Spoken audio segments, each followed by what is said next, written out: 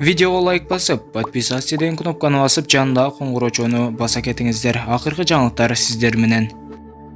Учурда чет өлкөдө жүргөн ырчы Нурчолпон Кыргыз Республикасынын куралдуу күчтөрүнүн армиясынын борбордук уюмунда музыкант болуп иштеп жүргөндө ыдыкка кабылганын айтты. Бул туурасында ал социалдык тармактагы баракчасында бөлүштү. Белгилегендей, алар ар кандай аскердик майрамдарда концерт коюшчу. Ошондой концерттердин биринде жагымсыз окуя болгон. Ырдап жатканда бир полковник мага ыдык көрсөтүп баштады. Ал күч менен кармап, мага колун тийгизүүгө аракет кылды. Ал эми анын офицер кесиптештери да тийишкенге аракет кылып, жолумду тосушту деп эскерет ал. Айтымында аскерлер жана аскер айымдарынын бири да ага болушкан эмес. Анткени ал полковник болчу. Музыканттарга жооптуу болгон командирлерибиз да унчукпай баарын карап турушту. Жалгыз гана ырчы Ильяс Андаш токтотуп калды. Ырдап бүткөндөн кийин бир офицерге арыздансам, ал жылмайып, "Силер биздин көңүлүбүздү ачуу үчүн келдиңер" деди.